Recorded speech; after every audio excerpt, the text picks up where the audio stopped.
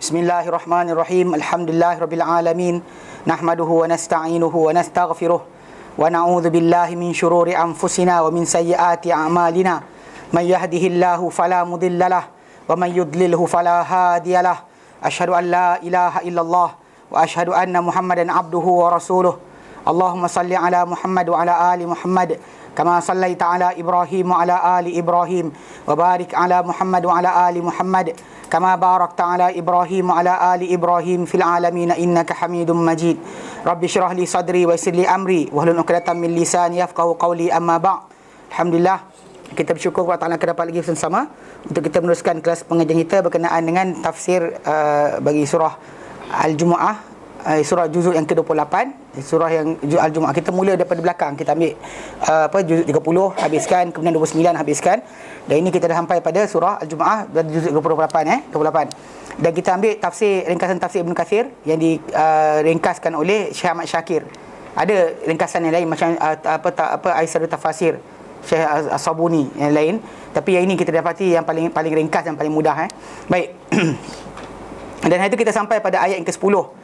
Kita habiskan ayat ke-10 surah Al-Jumu'ah, yang mana dalam ayat berkenaan Allah Ta'ala nyatakan idza nudiya, bila dipanggil lis-solah, dan kita bincangkan berkenaan masalah azan yang dibuat dilaksanakan pada zaman Rasulullah SAW, Abu Bakar dan juga Umar, dan zawal zaman Osman adalah azan sekali saja. Kemudian kita bincangkan bagaimana pada zaman Uthman bin Affan radhiyallahu anhu diazankan 2 kali kerana Madinah makin besar dan luas, maka diazankan 2 kali. Dia terangkan bahawa bagi mereka ketika itu dilihat azan sebagai cara untuk memanggil orang ramai berhimpun, bukannya sebagai satu upacara tertentu. Dan bahkan mereka melihat benda tak punya masalah, dan kita ada sandaran berkenaan tajuk tersebut bila Nabi SAW menyatakan alaikum bisunnati, hendaklah kamu pegang sunnahku, wa sunnatul khulafa' rasyidin mahdi min ba'di, dan sunnah khulafa' rasyidin selepas yang memberi petunjuk sesudahku. Maka Uthman bin Affan radhiyallahu anhu, perbuatan beliau tidak dianggap atau dikira sebagai satu perkara bid'ah ataupun yang diada-adakan agama, kerana ia adalah daripada petunjuk khulafa' yang Nabi SAW janjikan ikutilah mereka. So ikutan kepada mereka adalah benda yang pasti yang juga terlaksana. Dan ini juga macam yang berlaku pada Umar bin Khattab anhu, pernah beliau tidak berikan zakat kepada mu'allaf. Kalau ikut, adakah Umar memandai menegakkan daripada agama benda yang tak diajarkan? Jawapannya tidak, kerana Umar bin Khattab anhu dia faham apa yang Nabi SAW ajarkan. So mereka lebih faham agama berbanding kita, dan apa mereka bolehkan, dibolehkan oleh Nabi, mereka bolehkan. Apa yang tak boleh, takkan dibolehkan oleh mereka sama sekali. Okey, jadi dan kita kata hari itu bahawa pelaksanaan azan tersebut, dan kita bincangkan bahawa dibuat sampai sekarang tak punya salah, ditinggal pun tak mengapa. Pasal dia adalah selama zaman kita sekarang dah ada speaker yang besar dan ada dah jam dan sebagainya, tak dibuat pun tak mengapa sebenarnya.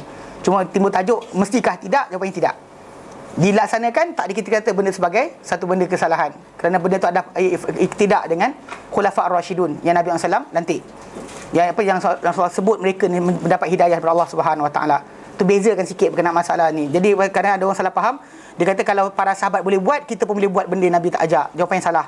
Kerana mereka ni ada panduan daripada Allah Ta'ala supaya kita ikut mereka. Adapun kita ni sama kita, tak ada siapa yang Allah Ta'ala tak suruh kita ikut sama lain. Maka kita suruh supaya follow sama ada Rasulullah SAW sendiri atau para sahabat. Macam Allah Ta'ala sebut dalam Quran, dalam surah Al-Imran ayat 31, Allah Ta'ala nyatakan qul in kuntum tuhibbunallah fattabi'uni. Katakan Muhammad, kamu cinta Allah Ta'ala, ikut aku. Kau ikut aku, yuhibbukumullah, Allah akan cinta kamu, wa yaghfir lakum dzunubakum, Allah ampun untuk kamu dosa-dosa kamu. Wallahu ghafurur rahim, Allah Maha Pengampun lagi Maha Penyayang.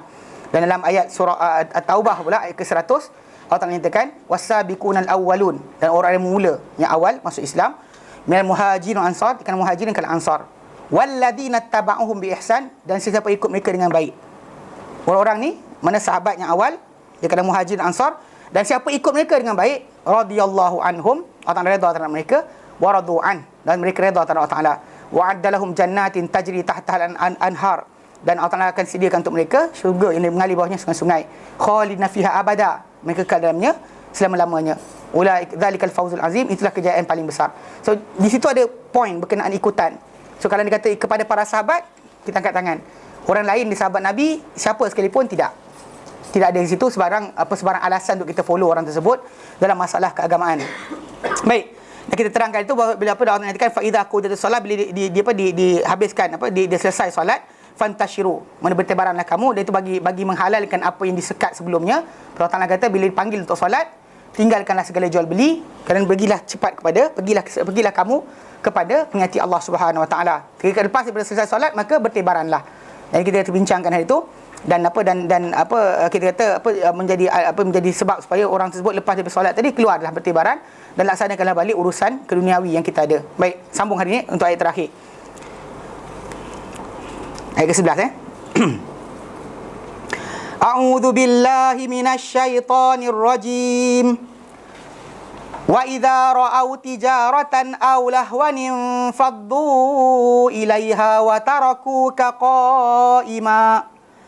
Qul ma 'indallahi khairum minal lahwi wa minat tijarah. Wallahu khairur raziqin. Baik.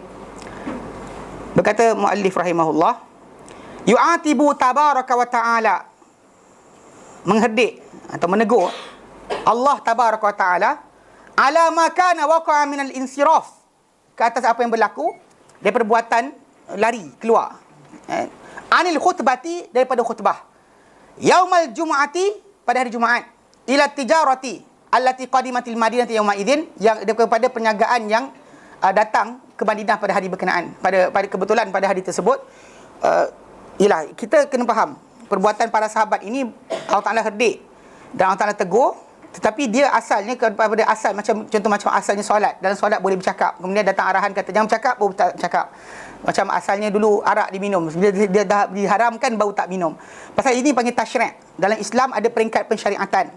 Jangan sekali-sekali kita menyangka bahawa para sahabat Nabi SAW ni kita panggil telah macam orang Syiah kata kufur, sebab tak ikut perintah Nabi, tak muliakan Nabi. Dan ketika Nabi tengah khutbah, ini kisah yang berlaku. Allah kata wa idza ra'au tijaratan aw lahwan faddu ilaiha. Dia mereka melihat barang perniagaan, kumpulan dagangan, barang dagangan datang, ataupun ada kerajaan perkahwinan ketika waktu hari berkenaan, masih lagi permulaan Islam, maka permulaan Jumaat baru dilaksanakan. Mereka tak melihat, mereka tak salah nak pergi, nak tunggu duduk. Dia tak nampak benda sembarangan. Jadi ini teguran Allah untuk membetulkan balik keadaan yang sebenar. Tapi mereka bukan tinggalkan kerana mereka telah kufur kepada Allah Ta'ala dan tak menghormati Nabi. Ini amat salah. Amat salah. Yang berlaku kerana Syiah, dia sering highlightkan benda macam ni. Dia tengok para sahabat tinggalkan Rasulullah ditinggalkan di atas mimbar, dia kata. Dia lupa sebenarnya ketika ni teguran pada awal. Mula-mula ditasyri' kan, pasal dia awal macam masalah bercakap dalam semayang. Mari kita bincangkan itu. Memang bukan bincang sini, bincang tafsir pagi surah Al-Baqarah. Jadi bila dalam tajuk tersebut bincangkan, memang timbul tajuk pernah para sahabat bersembang dalam semayang. Dia Allahu Akbar, kawan tu kata kejap lagi beli barang aku okeylah. Tak, dia sembang macam tu. Sehingga bila datang Allah Ta'ala kata waqumu lillahi qanitin, bangunlah kamu menghadap kepada Allah Ta'ala dan solat dengan senyap. Barulah dihentikan percakapan. Selagi tak ditegur mereka, benda tu benda yang boleh. So di sini yang berlaku bila Nabi SAW tengah khutbah, tiba-tiba datang barang dagangan. Nanti kita ceritakan. Mana diorang tinggalkan Rasulullah SAW bukan atas dasar kerana mereka tak sayang Rasulullah. Mereka lah orang yang sama. Nanti kejap lagi ketika peperangan, diorang duduk depan sekali pun. Ada tinggal beberapa orang, tapi yang lain-lain pun sama terlibat. Kita orang yang hatta yang tinggalkan Rasulullah pun bukan tak sayang Rasulullah. Mereka tak tahu benda tu tak boleh. Mereka kata tak apa, boleh tinggalkan Rasulullah sekejap, dia datang balik kan, beli barang coklat ni datang semula kan macam mamak roti kan, panggil kan, mak panggil anak, kemudian datang mamak kat luar pimpon roti. Sekarang ada lagi tak namanya ni? Tak ada. Saya ingat dia kecil seronok sangat, mamak roti datang kan, jual roti lintas depan rumah kan. Jadi budak-budak beli roti lah sebagainya. Dia jadi macam tu lah. Jadi dia anggap benda berkenaan macam sementara. Sekejap tengok apa ada, kemudian datang balik lah. Anggap macam tu. Jadi dia kata mereka dahulu ketika khutbah tu mereka buat macam tu. Maka Allah Ta'ala herdik mereka, tegur mereka. Perbuatan tinggalkan khutbah, pergi kepada barang dagangan pada yang datang ke Madinah pada hari berkenaan. Allah Ta'ala berfirman, dia kata apa? Wa idza ra'au tijaratan, apabila mereka melihat perniagaan, barang dagangan, aw lahwan, ataupun keraian, infaddu ilaiha, mereka menyerbu kepadanya, wa taraku ka qa'ima, dan mereka biarkan engkau hai Muhammad berdiri berseorangan, berdiri tegak. Dia tinggalkan kau macam tu. Ai alal mimbar, di atas mimbar takhtubu, engkau berkhutbah. Kau tengah berkhutbah, dia tinggal kau kat situ. Hakadza dzakarahu ghairu wahid min at-tabi'in. Demikian yang disebut oleh bukan seorang dari kalangan tabi'in.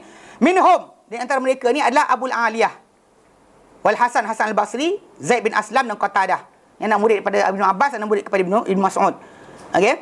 Wa za'ama Muqatil bin Hayyan, dan telah mendakwa Muqatil bin Hayyan anna tijarata, bahawa tijarah barang dagangan pada hari berkenaan kanat li Dihyah ibnu Khalifah qabla an yuslima.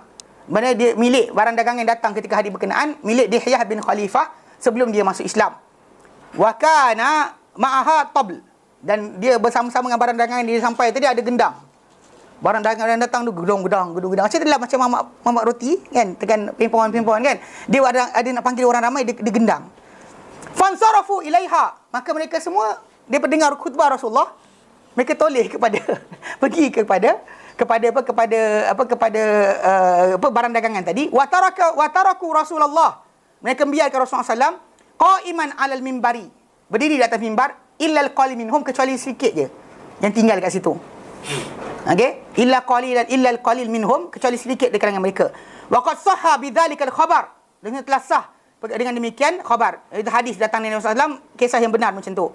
Farawal Imam Ahmad an Jabir bin Abdullah qala, telah meriwayatkan Imam Ahmad daripada Jabir bin Abdullah qala, beliau berkata, qadimat airun al-Madinata, qadimat airunil Madinata, telah datang satu kafilah dagangan air al-Madinata ke Madinah. Wa Rasulullah sallallahu alaihi wasallam, sedangkan Rasulullah SAW ketika tu yakhtubu, sedang berkhutbah. Fa kharajan nas, maka telah keluar orang ramai. Fa kharajan nasu wa baqiya 12 rajula, dan telah tinggal 12 orang lelaki je tinggal. Ini pendapat menyatakan bahawa 12 orang boleh cukup untuk sembahyang Jumaat. Dia sebenarnya sini kan kita terang iaitu tajuk berkenaan jumlah. Kalau mazhab Hanafi boleh 4 orang cukup dah. Mazhab Syafi'i letakkan 40 orang untuk solat Jumaat. Alasan dia kerana solat Jumaat yang pertama dilaksanakan oleh Mus'ab bin Umair ketika mana beliau berada di Madinah. Nabi di Mekah lagi. Arahan turun ketika Nabi di Mekah. Maka dia buat solat Jumaat sebelum Rasulullah datang lagi. Ketika pelaksanaan solat Jumaat pertama dia buat oleh dia adalah 40 orang. So dari situ yang kenapa kebaikan jumhur para ulama mazhab Syafi'i mengatakan 40 orang mesti ada. Sedangkan dia kata kalau tuan-tuan pergi ke Yaman ke mana sebagainya, kalau checkpoint askar kan dekat tepi jalan. Checkpoint kalau 4 orang dah sembahyang. 5 orang dah. Dia khutbah sekejap. Dan sembahyang lah. Dia khutbah tadi bukan semestinya panjang, dia lebar, kena ni ada kain selempang, kayu panjang, kena tongkat, kena ni kan. Kawan saya dia kata kat faham, dia datang khutbah. Siap ke Bilal, muazzin masjid tu, dia sebut Bilal lah, orang Malaysia sebut Bilal, muazzin sebenarnya. Datang bawa kain selempang gitu kat dia. Dia pun ambil, dia letak dekat dia ambil, kan dia pakai kat badan. Dia ambil, dia nak khutbah kan, dia sangkut dekat tepi mimbar. Dia gantung gitu. Assalamualaikum warahmatullahi. Dia tak ambil sarung kat peladan dia. Kawan saya buat itu. Dia kata, tapi kawan datang hulurkan kain tu. Kan, tak tahu datang mana kain, Allah alam. Tapi datang macam sembah panglima lah bagi kat dia. Itu cerita lah orang Malaysia punya. Kalau tak ada tongkat, tak boleh khutbah. Nabi kadang bersandar dekat mimbar saja tanpa dengan tongkat pun. Kan? Jadi benda-benda tadi bukan ritual sebenarnya. Tak ada ritual, tak ada upacara. Dia bermadai dengan orang tu berkhutbah, menyebut, nasihatkan dan sebagainya, sebut ayat Quran, satu dua ayat atau hadis Nabi, ingatkan tentang takwa. Itu saja yang penting. Khutbah ni bukan mesti ada macam upacara sebenarnya. Dan bahkan memang Nabi SAW tegur orang dalam tengah-tengah khutbah. Nabi tegur lelaki yang datang tak semayang, duduk terus. Nabi kata, ya fulan hal sallait, kau semayang dah ke? Fulan, kau dah semayang belum? Dia kata belum. Nabi kata, kum, bangun, solat 2 rakaat. Dia bangun solat 2 rakaat. Tengah-tengah Nabi khutbah, tiba ada orang langkah bahu orang. Ya fulan, kif. Nabi kata, fulan, berhenti. Faqad adait, kau telah menyakiti orang. Dia duduk langkah-langkah bahu orang. Nabi tengah khutbah, Nabi tegur. Imam kita macam, tegur tak nak? Ini kan batal ni kan? Ini masalah sebenarnya. Dalam khutbah tu makmum boleh bercakap. Benda yang penting kepada imam boleh. Pasal bila Nabi tak ada kata pada orang, tapi biasa cakap tengah khutbah tu badui. Tengah bercakap tengah khutbah dengan Nabi badui. Yang bangun, ya Rasulullah, mata sa'ah. Nabi tengah khutbah. Ya Rasulullah, bila kiamat? Dia kata. Rasulullah kan dia kata bangun, tak ada, rasa diam je, buat tak tahu. Lepas sembahyang Nabi panggil. Ada yang macam tu. Dia ada yang tengah-tengah sembahyang, tengah khutbah, dia kata, ya Rasulullah, habis dah binatang, rosak dah tanaman, doa, kau marau, hujan tak ada, doa Allah Ta'ala supaya turunkan hujan. Nabi layan, Nabi doakan. Tak ada habis pahala Jumaat tu. Tak ada. Dia kena, benda penting lah. Jangan sembang, "Mam, apa khabar? Anak macam mana? Sihat ke?" Itu tak kena lah.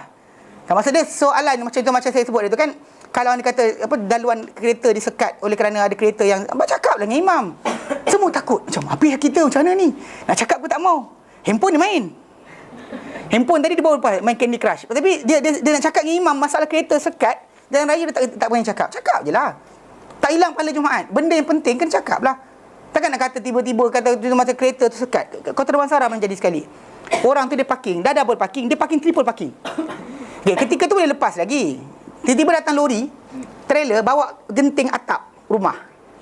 Dengan lori tu panjang gila, 2 biji. Masuk daripada highway, masuk lorong tepi masjid tu. Dia nak keluar, kereta dia ada. Tak boleh keluar, belakang tu sampailah ketul. Dengan sebab tu je. Sampai habis Jumaat lah. Itu masalah dia. Itu masalah dia. Saya cakap dengan dia, bagi tahu lah imam. Semua macam nak cakap tak mau. Dia kena ambil nombor kereta tu bagi tahu pada imam. Salah. Apa masalah dia bagi tahulah. Gila orang tu dia nak solat Jumaat tapi menyakiti orang lain. Salah. Akan jadi kes yang dekat Puncak Perdana. Saya semayang hari tu dekat situ sebenarnya tempat lain. Dapat tahu cerita dia pergi parking depan rumah orang. Lepas tu orang tu bukan Islam pula. Kemudian dia nak keluar, ambulans datang nak bawa keluarga dia daripada hospital, nak bawa keluar pergi hospital. Tapi orang tu parking depan rumah dia, tak boleh keluar. So macam mana? Jadi orang Cina tu datang kan, imam baru nak start masjid sembahyang. Tolonglah Datuk, tolonglah saya punya sekian, tolonglah. Tak tempat nak ni. Lepas sembahyang boleh timbul tajuk. Ini masalah dia Muslim, mukmin, al-muslimu, orang Muslim lah. Man salimal muslimun. Tapi bukan kata, tapi orang kafir tak apa. Orang kafir tak boleh juga kita sakiti. Mana kita Muslim, ni nama Muslim sebab selamatnya orang lain daripada apa? Bahaya mulut kita dan tangan kita, perbuatan kita. Kalau dia kata Muslim tapi tak selamat orang lain daripada perbuatan kita, Muslim apa? Kan itu yang Nabi letakkan sebagai al-muslimu. Man salal muslimuna min lisanihi wa yadihi. Orang Muslim adalah orang yang selamat, Muslim yang lain daripada lidah dia dan juga apa? Tangan dia. So tak boleh sakiti orang. Tu masalah timbul. Jadi orang kita ni berbual dengan imam pada hari Jumaat boleh, tapi dengan benda yang penting je lah. Imam pun tanya makmum pun dengan benda penting sajalah. Jangan cakap, lama tak jumpa, apa khabar? Kejap tuan-tuan. Ya. Lama? Ya ke? Tak, jangan itu. Kena orang Sudan. Orang Sudan tahu macam dia bagi salam. Dia tepuk bahu kawan dia. Kalau dia jumpa, kalau sembang dengan telefon, long distance call, jangan telefon Sudan. Ini terus terang. Dia akan tanya, apa khabar? Khabar baik? Mana? Anik mana macam mana? Sikit. Dia akan tanya khabar. Tadi kaifal tamam bi khair, tamam kuis tu. Dia kan ni, kalau dia pegang bahu tu, dia saya tahu orang Sudan dia tepuk bahu. Dia salam kan, salam tangan. Dia tepuk bahu. Kawan tu tepuk bahu kita tepuk bahu dia.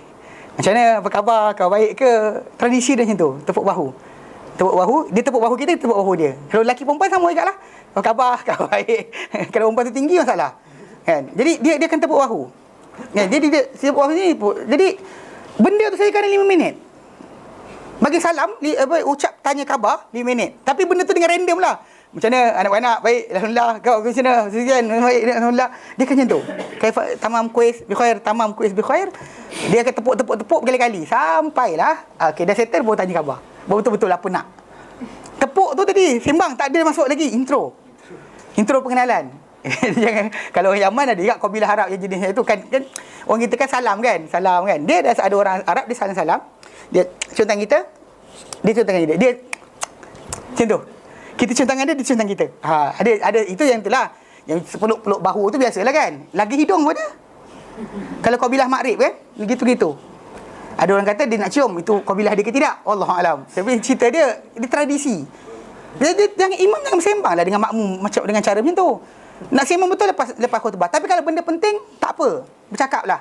Dibenarkan bercakap. Tidak membatalkan khutbah pun. Tak ada khutbah batal macam dekat Yaman kan. Imam tu kan dahaga. Dia gogok minum air tengah-tengah khutbah kan, dia berhenti kejap. Tak salah. Tak ada, batal lah semayang ke dia. Mana ada? Tapi kes pasal masyarakat kita ni dia ada macam dianggap khutbah tadi ritual. Dan saya kata, kawan saya kata dia datang buat kain selempang. Penyerahan tongkat tu kan. Jadi itu yang menyebabkan masalah. Pasal dia bayangkan ritual macam tu. Jadi bila dia kata bila Nabi SAW berkhutbah tadi, semua lari keseluruhan kecuali tinggal beberapa orang saja. Dan dia datang daripada Jabir bin Abdullah, dia kata apa? Telah datang kafilah dagangan ke Madinah. Dan Rasulullah SAW ketika itu apa? Tengah khutbah. Fa kharajan nasu wa baqiya 12 rajula. Maka telah keluar semua orang ramai kecuali 12 orang lelaki je. Fa nazalat, maka turun ayat Quran menegur. Wa idza ra'au tijaratan aw lahwan faddu ilaiha. Dan bila mereka melihat barang perniagaan dan juga keraian, mereka menyerbu kepadanya. Dan hadis ini dikeluarkan akhrajahu fi sahihain. Bukhari Muslim pun keluarkan hadis ini. Wa rawal Hafiz bin Abu Ya'la telah mengeluarkan an Jabir bin Abdullah juga qala, beliau berkata, bainaman nabiyyu sallallahu alaihi wasallam yakhutubu yaumal jumu'ati, sedang mana Rasulullah SAW berkhutbah pada hari Jumaat. Wa qadimat airun ilal madinati, dan telah datang satu kafilah dagangan. Airun ni kafilah dagangan ilal madinati, ke Madinah. Fabtadaraha ashabu Rasulillah, maka telah menyerbu kepadanya sahabat-sahabat Rasulullah SAW. Hatta lam yabqa ma'a Rasulillah, sehingga tidak tinggal bersama Rasulullah sallallahu alaihi wasallam illa 12 rajula, kecuali 12 orang lelaki saja. Lain semua pergi. Tapi saya ulang balik, bukan para sahabat Nabi tak sayang Nabi SAW. Mereka yang ramai selain 12 orang tadi tu, dioranglah terlibat yang macam-macam benda mereka korban untuk Islam. Jangan kita salah faham.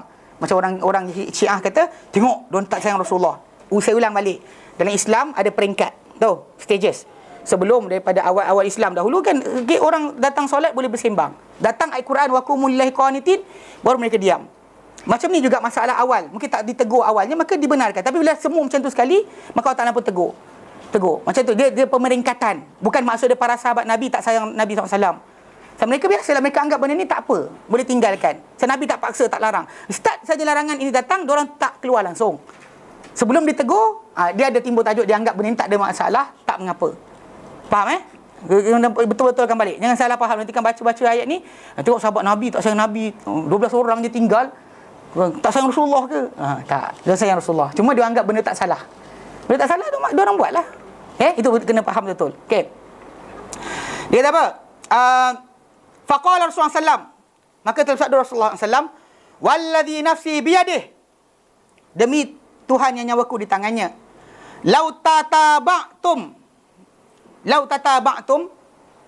hatta lam yabqa minkum ahad, kalau kamu semua mengikuti, semua ikut sampai tak tinggal seorang pun depan ni, tak ada seorang pun tinggal, lasala bikumul wadi nar, saya akan mengalir pada kamu ni daripada api neraka.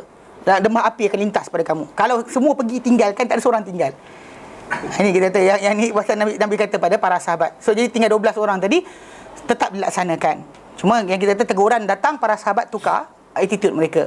Cuma sebelum ditegur, dia anggap benda tak salah. Tu je. Mereka anggap benda tak salah dan Allah Ta'ala tegur mereka dan mereka tinggalkan perbuatan lari kepada barang dagangan ataupun keraian. Kadang hari perkahwinan kan orang betul, dia orang follow kejap. Teman kan, orang datang balik, dia macam biasa, benda tu tak ada salah, dia anggap tak ada salah. Wa nazalat hadhil ayah, dan turun ayat ini, wa idza ra'au tijaratan aw lahwan faddu ilaiha wa tarakuka qa'ima, dan bila mereka melihat barang perniagaan ataupun keraian, mereka menyerbu kepadanya dan mereka tinggal kau hai Muhammad dalam keadaan berdiri, qala, dan beliau berkata, kana fil 12 alladhi sabatu, adalah dalam 12 orang yang tetap tak tinggalkan Rasulullah SAW tu, ma'a Rasulillah bersama Rasulullah SAW, Abu Bakr wa Umar. Abu Bakrin wa Umar. Mereka antara yang kekal dekat situ. Radhiyallahu anhuma, terhadap mereka berdua. Ini antara yang kena ingat. Mereka tak lari tinggalkan Rasulullah SAW. Okay. Wa fi qawlihi, dan pada firman Allah Ta'ala, wa taraku ka qa'ima, dan mereka tinggal kau hai Muhammad dalam keadaan berdiri. Dalilun, ini adalah bukti ataupun tanda ala anna al-imam yakhutubu yaumal jum'ati qa'ima, bahawa imam berkhutbah pada Jumaat dalam keadaan berdiri. Tanpa sebarang alasan kesakitan dan sebagainya, dia kena berdiri. Khutbah dibuat dalam keadaan berdiri. Ini kenapa antara rukun benda-benda wajib kena ada pada imam yang berkhutbah tersebut, dia kena berdiri. Okey, wa qad rawa Muslimun fi sahihihi, telah meriwayatkan Imam Muslim dalam sahih beliau, an Jabir bin Samurah, daripada Jabir bin Samurah qala, beliau berkata, kanat lin Nabi SAW khutbatan, dahulunya Nabi SAW mempunyai dua khutbah. Nabi SAW mempunyai dua khutbah. Yajlisu bainahuma, dia baginda akan duduk di antara dua khutbah berkenaan. Yaqra'ul Qur'ana, baginda akan baca Quran. Wa yudzakkirun nas, dan juga baginda akan peringatkan orang ramai. So ketika Nabi khutbah dia dua, satu dan dua. Cuma kita zaman kita sekarang sibuk dengan kerja kan. Khutbah pertama isi konten, khutbah kedua doa je, sebab orang tak dan masuk pejabat.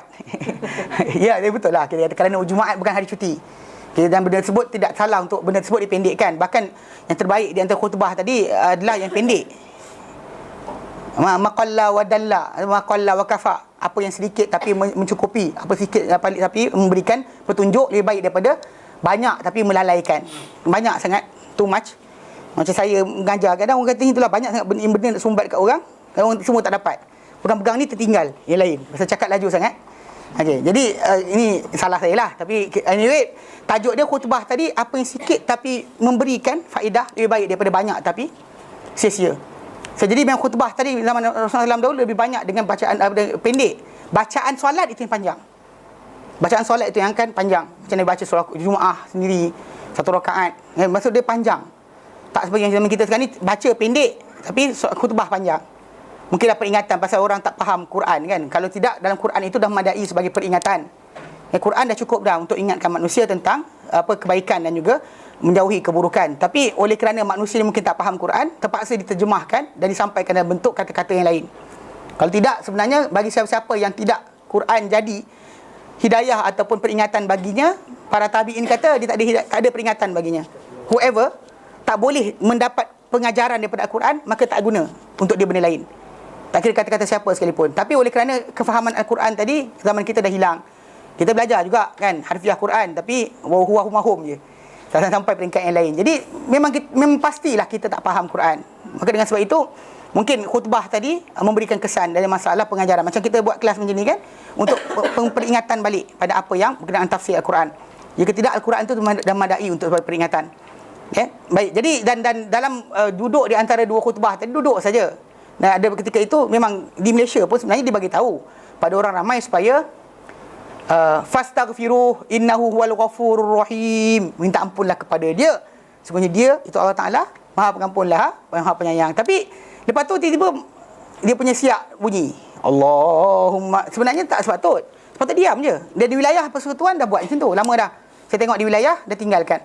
Dulu kalau tidak dia ada selawat kat situ tengah-tengah tu. Sebenarnya patutnya kat time itu orang-orang ramai patut berdoa masing-masing, minta apa nak, bahkan minta ampun. Bahkan disarankan oleh dia punya khatib itu sendiri berkata fastaghfiruh, minta ampunlah kepadanya, innahu huwal ghafurur rahim, sebenarnya dia Maha Pengampun lagi Maha Penyayang. Sepatutnya orang ramai ketika tu apa? Astagfirullah, astagfirullah, astagfirullah, minta lah ampun Allah Taala. Kalau lebih baik baca kat Melayu. Bahasa Arab tak faham, tak ngalir air mata nanti. Okey. Jadi dengan sebab itu sepatutnya waktu tu dikosong, tapi dah terbiasa. Zaman dahulu lagi dah dibuat ada selawat. Kalau Kedah ada bunyi lain selawat dia. Kalau dekat KL dulu ada lain selawat dia. Kedah punya lain. Saya dengar Kedah punya lain sikit selawat dia. Selawat sama dibaca ketika pengantin datang, selawat tu juga dibaca ketika hantar khutbah. Tengok masjid Azhar. Tengok masjid dah. Itu tengok keadaan. Sepatutnya tak dibuat. Benda tu memang tak ni. Dan wilayah tinggal lama dah, alhamdulillah. Yang negeri Selangor masih lagi kekal. Yang lain negeri-negeri lain saya tak pasti. Kan Kedah je masih lagi. Dan selawat Kedah dengan selawat Selangor lain. Dia bacaan ketika mana antara imam duduk. Sepatutnya anda minta pada lelaki lah, perempuan tak ada tajuk ni. Yang lelaki minta ketika tu doa dan istighfar bagi diri masing-masing. Okey, dan dia kata apa? Qul wa qauluhu, firman Allah lepas tu, qul ma indallah, katakan hai Muhammad, ma indallah, apa di sisi Allah Taala. Kamu kejar benda-benda berkenaan, tapi apa di sisi Allah Taala? Allazi indallah minas thawab fid daril akhirah. Itu apa yang di sisi Allah Taala daripada ganjaran pada hari negeri akhirat. Khairun, lebih baik, lebih elok. Minal lahwi wa minat tijarah, daripada keraian. Mana perkahwinan ke, rombongan apa ke, rombongan pertunangan ke datang ketika tu. Wa minat tijarah, dan berbanding dengan perniagaan, barang-barang dagangan. Wallahu khairur raziqin, Allah Taala lah sebaik-baik memberikan rezeki. Ai liman tawakkala alaihi. Itu Allah Taala sebaik rezeki bagi sesiapa yang bertawakal kepadanya. Wa talaba rizqa fi waqtihi, dan menuntut dan mencari rezeki pada waktunya, waktu yang ditentukan oleh Allah Taala, maka gunakan waktu tersebut. So itulah Allah Taala sebaik-baik memberi rezeki. So jadi kalau kita bandingkan dapat keseronokan sekejap tadi dengan ganjaran akhirat, pasti manusia tadi tak boleh nak bandingkan sebenarnya. Itu sebab Nabi SAW Allah Taala suruh ingatkan kepada orang ramai tentang perkara tersebut. Baik, wallahu alam. Alhamdulillah kita habis berkenaan dengan surah Al-Jumu'ah. Ya, ada soalan? Yep. Solat tahun Tuban tak boleh buat apa-apa tu. Apa tak boleh sebenarnya? Kita derma tong tu macam mana?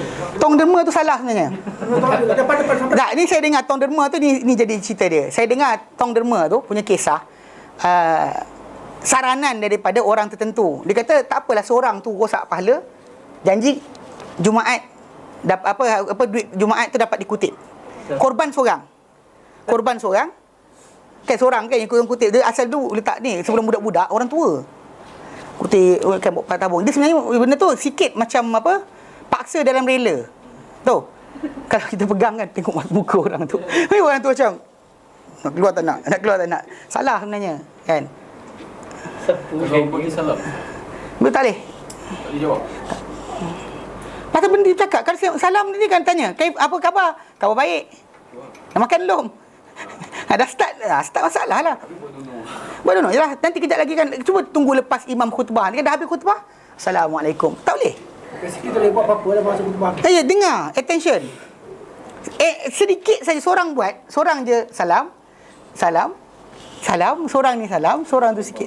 Tak payah. Habis satu masjid akan kacau. Contoh, tabung dengan dah 2 saya. Saya letak apa saya, tak kasi sebelah okey.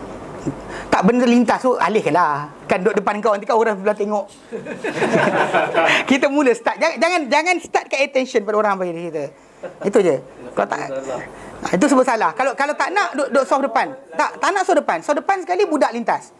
Tong lipat dekat belakang, tong tak letak depan. Yang budak-budak macam masih ufran ke dia budak kecil. Soft 2, soft pertama ke dia akan buat. Pasal depan tu semua kaya kan, yang datang awal. Datang ustaz yang taklim duduk situ pun tak duit pun. Tapi dia akan macam tu. Sebenarnya benda tu ni dia kata kadang-kadang lah manusia ni melupakan rezeki Allah Ta'ala tu lagi besar. Sebenarnya pasal pengalihan attention kita daripada khutbah tadi kepada benda berkenaan untuk kononnya dapat nada masjid. Dalam masjid ni hati Allah Ta'ala gerakkan manusia.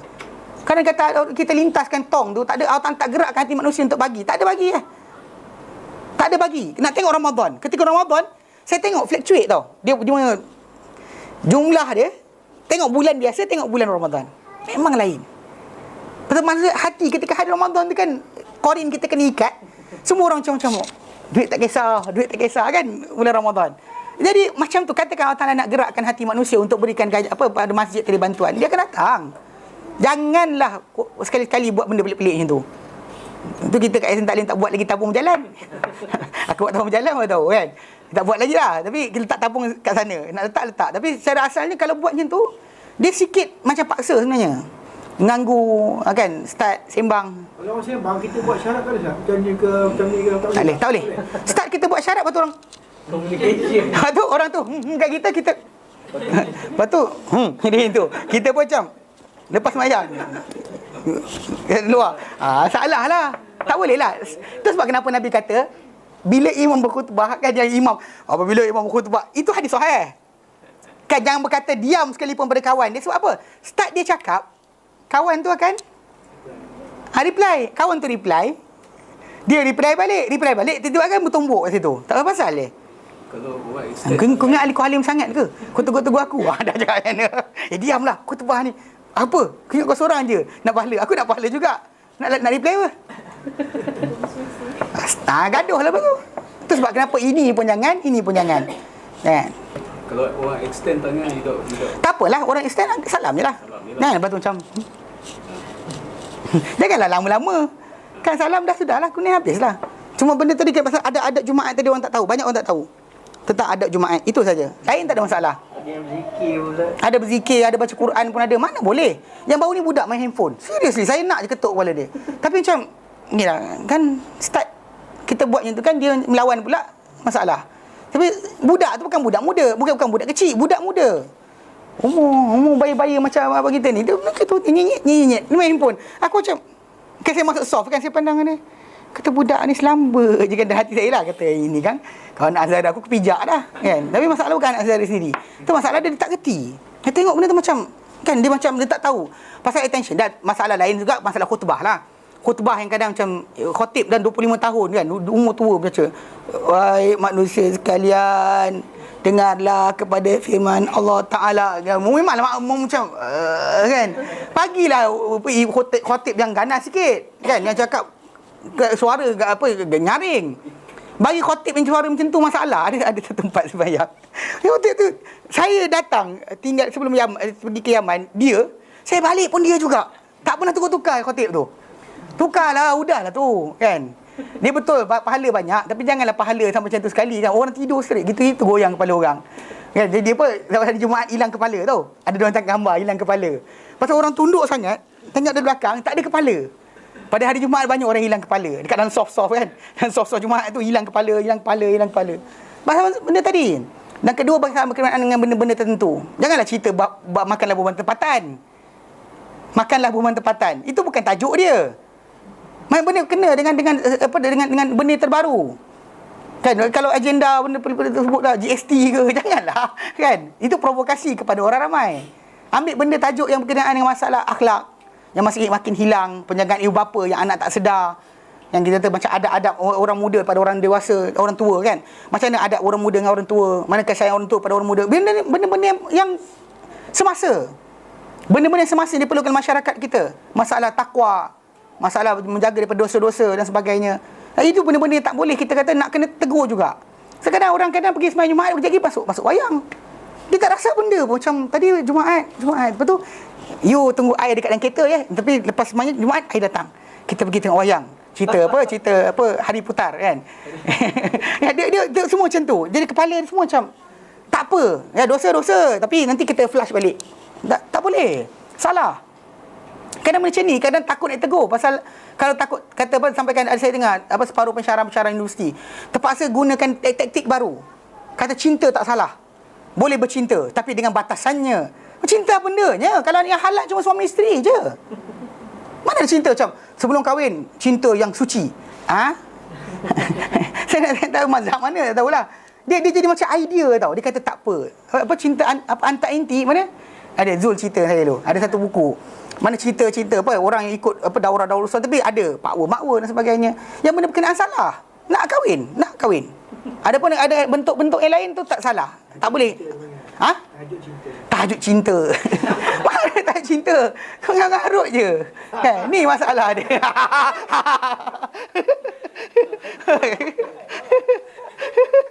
Okey.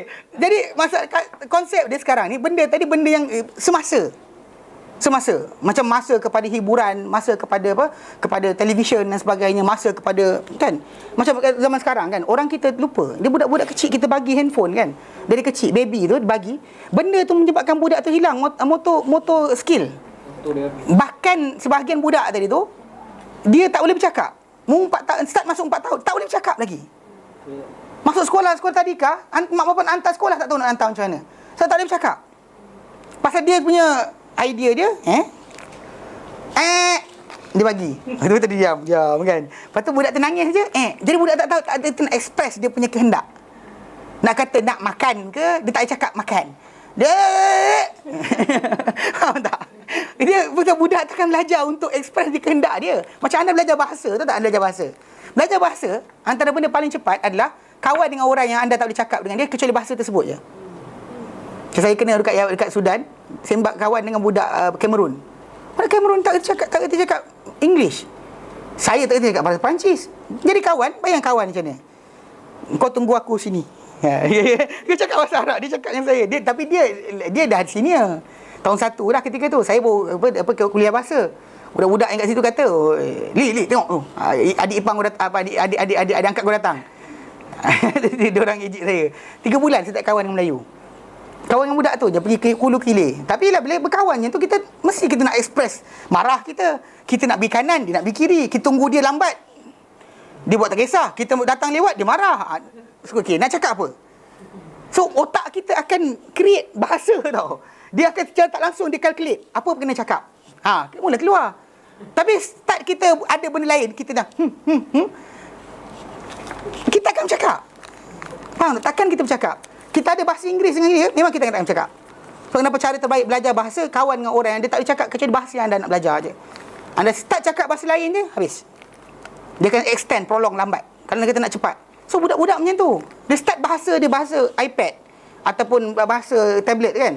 Dia tak ada bahasa lain dah. Dia tahu kalau dia boring, dia nak benda tu. Dia tak reti nak express. Jadi dia kan nak gurau dengan bapak ke tak reti. Dia tahu benda tu. Tangan last sekali dia hilang. Okey, benda macam ni dalam khutbah dia sebut. Benda penting ni sebabnya pasal masyarakat kita kena tengok benda semasa. Tu saya kata teks khutbah tu kena buat, tapi kena juga tengok keadaan. Kalau dia kata bagi kan Pak Imam wahai orang beriman, dia cakap macam tu. Orang kata macam dia cakap siapa ni kan? Masalah lah. Ada yang saya pengalaman saya lah, imam tu baca kisah yang tak palsu lah. Macam mana tu? Tegur lepas semayang lah.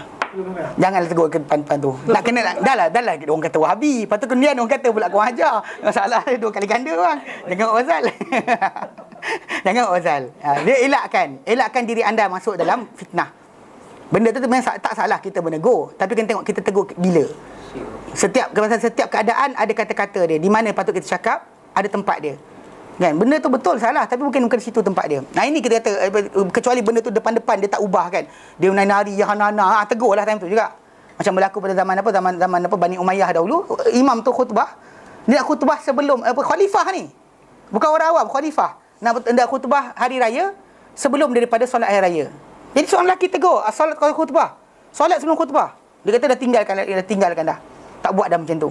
Datang seorang sahabat Nabi kata, orang lelaki ni telah lepaskan apa yang kena ke atas diri dia. Kerana aku dengar Nabi SAW bersabda, barang siapa dengan kamu melihat sembarang kemungkaran, maka ubahlah dengan tangan dia. Tak mampu, maka dengan mulut dia. Tak mampu, maka dengan lidah dia. Tak mampu dengan lidah dia, tak mampu dengan hati dia. Wadzalika dengan hati tadi, ad'aful iman, selemah iman. So, clarification sahabat Nabi benda tu patut ditegur. So, teguran dia buatlah.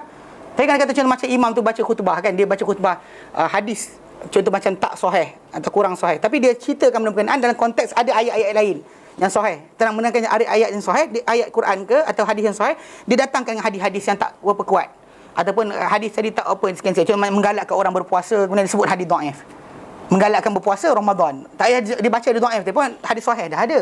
So tak cuma tajuk kat situ. Dan nak tegur pun lepas semayang lah. Yang dia kata depan-depan nanti masalah. Yalah, orang kata Wahabi, kemudian kurang ajar pula. Okey, baik. Sebelum kita masuk surah Al-Munafiqun, kita baca sikit pendahuluan surah tersebut. Saya ambil daripada tafsir Maudhu'i bagi surah Quran. Baik. Suratul Munafiqun. Suratul Munafiqun. Okay, surah Al-Munafiqun. Al-Munafiqun, munafik. Kataan daripada nafaqa yunafiqu. Nafaqa yunafiqu munafaqatan wa nifaqan wa nifaqan fahuwa munafiq. Wa dzaka munafaq. Nafaqa yunafiqu. Nafaqa yunafiqu. Di perkataan nafaqa ni daripada perkataan nafaqa, daripada nafaq. Nafaq ni maksud dia terowong atau lubang. Dia biasanya benda ni disebut kepada satu binatang di padang pasir. Dia biasanya binatang tu nama dia yarbuk. Pernah tengok yarbuk? Tikus macam kangaroo. Dia kecil, dia tikus macam kangaroo, dia jalan macam tu. Dia sebut yang tu kan? Biasa sebut yang tu nampak. Okey, itu panggil yarbuk dalam bahasa. Dah halal makan binatang tu halal makan. Yarbuk. Okey. Dia binatang ni dia biasa dikejar oleh orang Arab. Dia masuk lubang. Lubang tu bukan lubang betul. Ada lubang lain tempat keluar. Dia masuk sini, dia akan keluar tempat lain yang dia cover.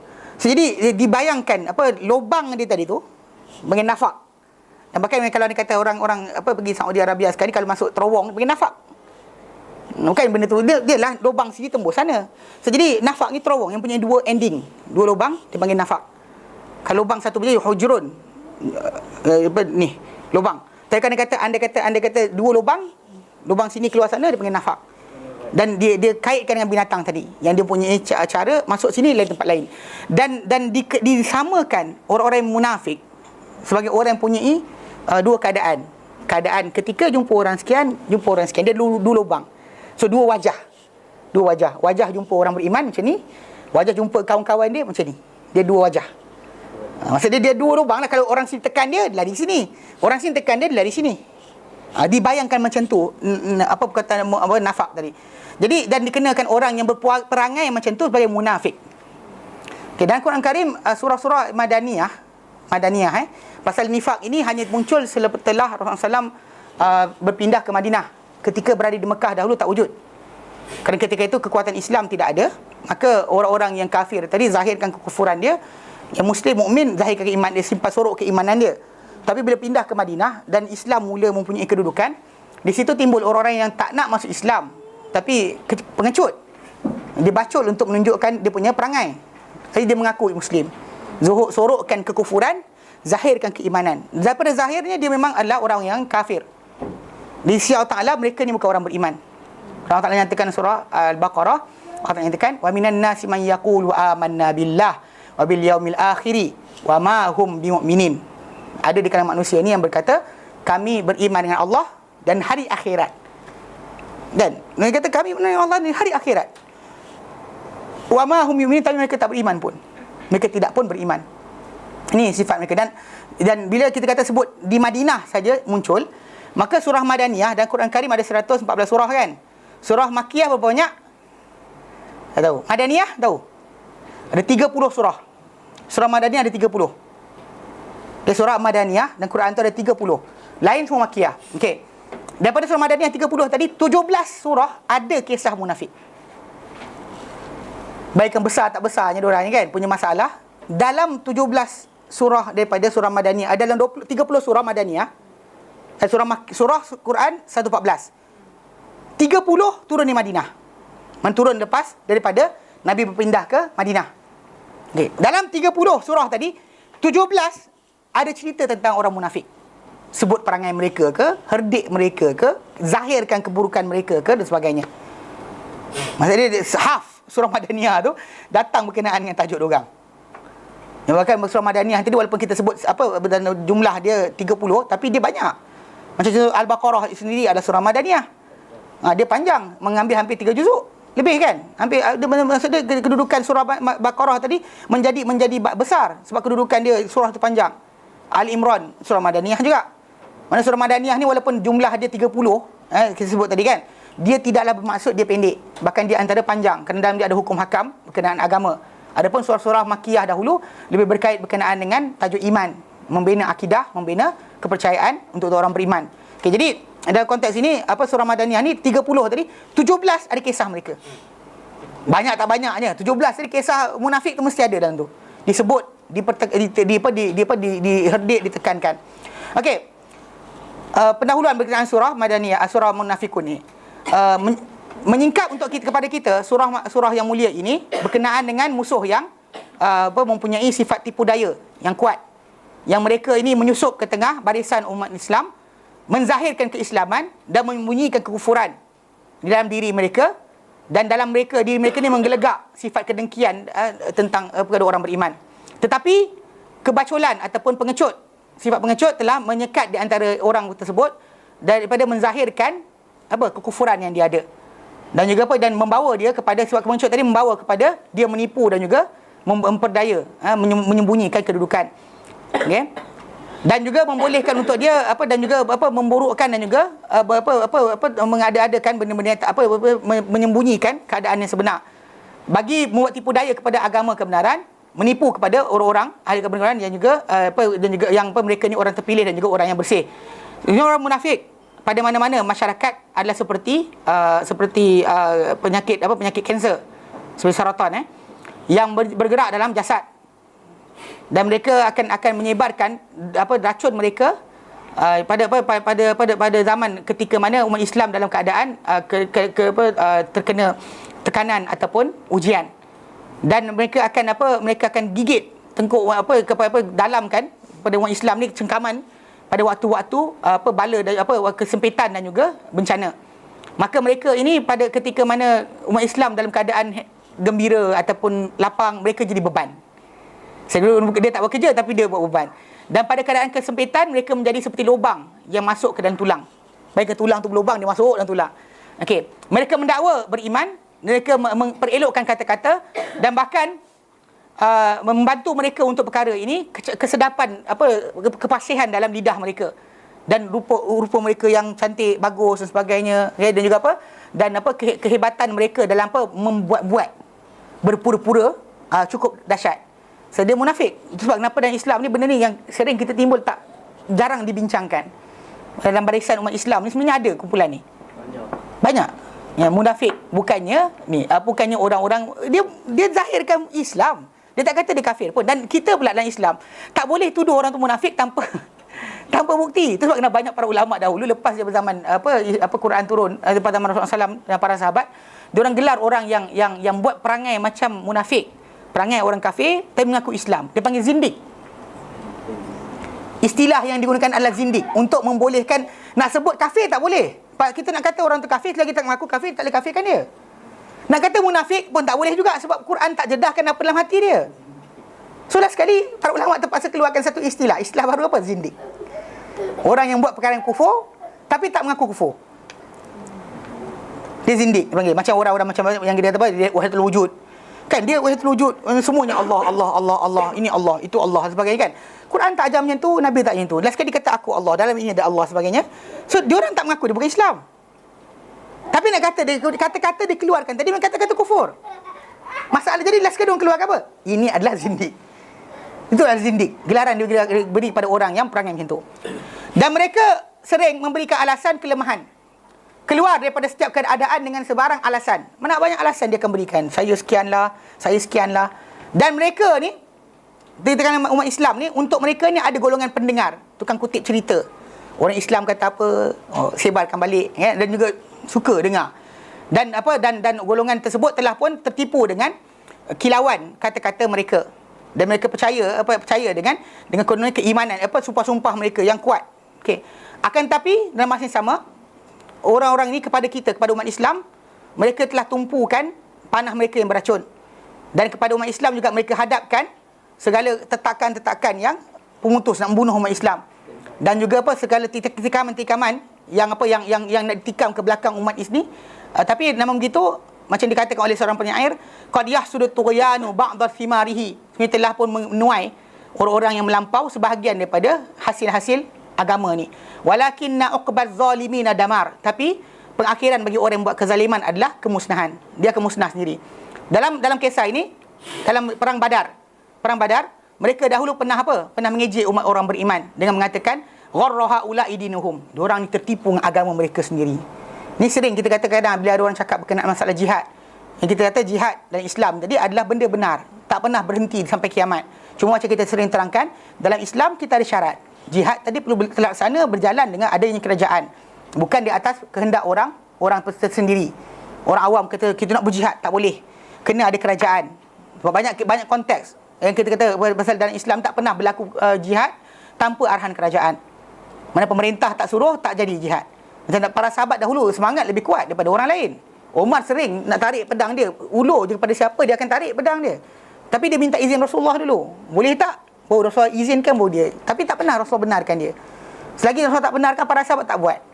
Dan bahkan kita kata kepada pemerintah Muslim yang zalim, tak boleh kita angkat senjata. Ini asas dalam agama. Kerana kita kata para sahabat Nabi SAW dahulu pernah mengalami pemerintahan yang kejam dan zalim daripada pemerintahan Bani Umayyah dahulu, start dengan Yazid bin Muawiyah, anak Muawiyah bin Abi Sufyan. Di mana bila cucu dia lahir, Muawiyah nama dia kata minta maaf daripada umat Islam di atas keburukan perangai bapa aku dan sebagainya. Dia cakap macam tu. Muawiyah bin Yazid bin Muawiyah, cucu kepada Muawiyah, anak kepada Yazid. Dia clarify, dia kata apa yang bapa dia buat salah. Tapi dalam masa sama, kezaliman dia dengan sampai peringkat terbunuhnya sebahagian para sahabat dengan tentera, dengan dia punya panglima, robohnya 1/4 Kaabah. Kaabah tu roboh. Dia lempar dengan catapult, kan, menjanik pecah. Dengan sebab kerana dia sibuk masalah nak politik ketika tu, dia sepecahkan Kaabah. Namun para sahabat Nabi SAW tidak angkat senjata pun untuk perang mereka. Kalau patut perang, ketika tu dah perang dah. Apa lagi lebih besar banding Kaabah? Soalan yang nak tanya. Kan? Nabi pernah kata bahawa tak ada kemuliaan seorang manusia itu lebih tinggi daripada Kaabah. Nyawa seorang manusia yang bersih lebih tinggi, mulia daripada Kaabah. Itu Nabi yang sendiri sabdakan. Nabi kata Kaabah ni kau besar, mulia seorang, tapi kemuliaan seorang Muslim tadi lebih besar daripada kemuliaan kau. Ini Nabi sendiri sabdakan. So jadi secara tak langsung memang ketika itu kalau patut keluar jihad, dah keluar dah para sahabat. Mereka tak keluar. Zaman Abbasiyah macam itu juga. Kan zaman ketika mana Mu'tazilah memegang tampuk pemerintahan, paksa orang supaya mengaku Quran itu makhluk, pukul para ulama, kurung para ulama, penjara para ulama. Dia tak bersama para ulama mengeluarkan fatwa supaya jihad. Faham di situ saja. Tapi masalah jihad itu ada, ya.